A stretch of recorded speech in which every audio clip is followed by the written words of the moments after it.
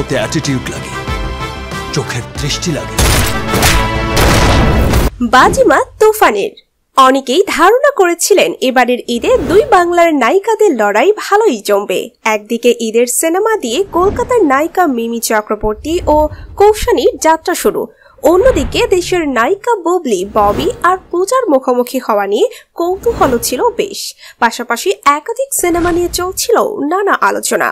কেউ বলছিলেন শাকিব মিমির তুফান থামাবে বুবলির রিভেঞ্জ, এছাড়া ভালো ব্যবসা করার সুযোগ থাকবে ববির ময়ূরাক্ষী ও কৌশানীর ডার্ক ওয়ার্ল্ডের। কিন্তু মুক্তির পরই পাল্টে গেছে সকল হিসেব নিকেশ।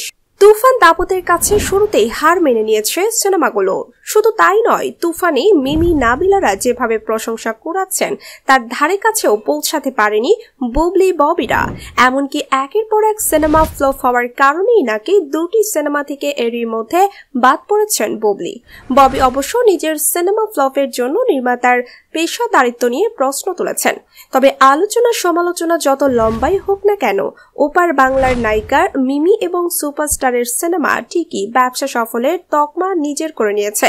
প্রশংসিত হয়েছে সিনেমাটির একাধিক গান।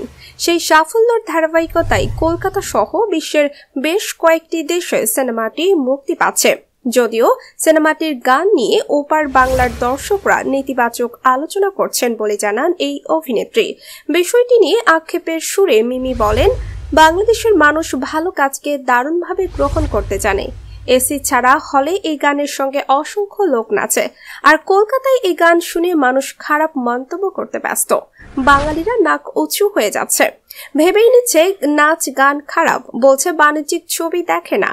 তাহলে দুষ্ট কোকিল উড়াধুরা কারা দেখছে? এদিকে দেশের সিনেমায় কলকাতার নায়িকাদের থিতু হওয়া নিয়েও নানা কথা শোনা যায়। এরই মধ্যে ইদিকা পাল, দর্শনা বণিক, কৌশানী সহ বেশ কয়েকজন নায়িকাকে নিয়মিত কাজের অংশ হতে দেখা গেছে। ঈদের সেই তালিকায় নাম লিখিয়েছেন মিমি। সেই জায়গায় বাড়তি পাওনা শাকিবের সঙ্গে যাত্রা শুরু, সেটাও আবার ঈদের সিনেমা দিয়ে। সব মিলিয়ে ঢাকার সিনেমায় মিমির অভিষেক বেশ রঙিনই হলো বলা চলে। বিষয়টি মিমি নিজেও স্বীকার করেছেন। তিনি বলেন, তুফান শাকিব খানের ছবি জেনেই কাজ করেছি আমি।